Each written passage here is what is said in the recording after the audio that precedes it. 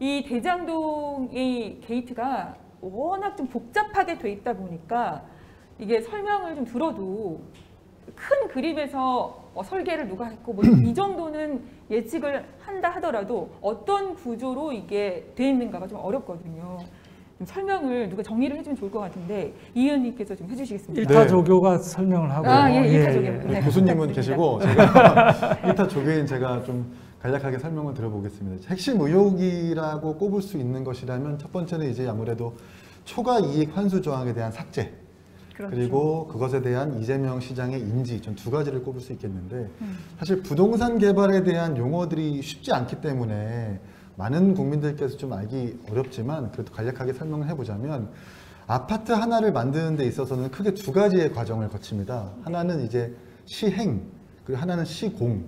시행과 시공을 거치는데 시행이 뭐냐면 이제 빈 땅을 두고 아파트를 지을 수 있는 토지로 형질을 변경하고 그 땅이 만약에 개인의 땅이라면 국가에서 사들여 가지고 보상을 해주는 것이 시행이고 시공은 이제 건설사를 지정해 가지고 아파트를 만든 다음에 분양을 해주는 것이 시공인데 이제 가장 문제가 되는 것은 대장동의 시행사인 성남의 뜰인 겁니다. 네. 이 성남의 뜰이라는 것은 도시개발공사와 민간 사업자가 반반씩 투자를 해가지고 만든 민관 합작 회사인 거예요. 법인인데 일반 법인이지만 이제 공공개발을 주도하는 회사로서 공공의 이익을 도모해야 될 사회적 책임이 있는 곳이죠. 네.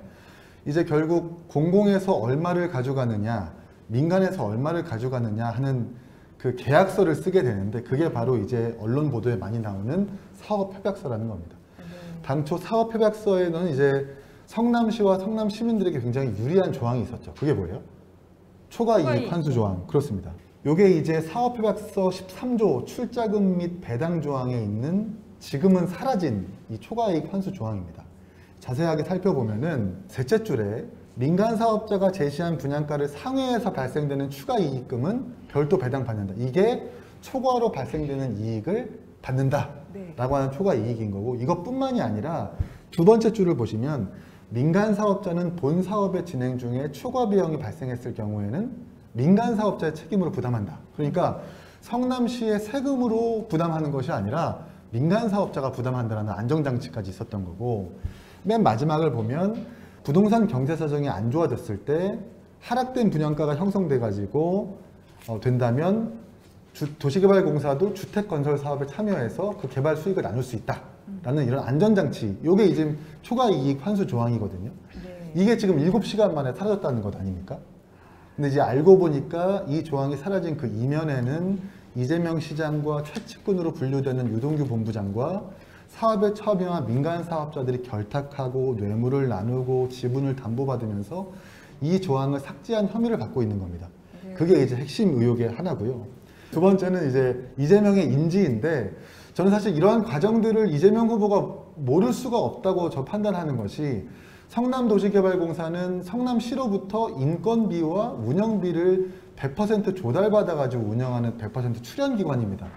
이 말은 성남도시개발공사가 자체적으로 뭔가를 의결해서 운영할 수 있는 제약이 많아요. 그러니까 이렇게 수조 원대의 이익을 올리는 개발 사업에서 과연 이재명 성남시장에게 보고 한번 거치지 않고 이런 사업을 일방적으로 강행했을까라는 의문을 품고 있는 거고 심지어 제가 방금 보여드린 초과이익 환수조항 문서도 현재 성남도시개발공사에 남아있는 자료거든요. 네.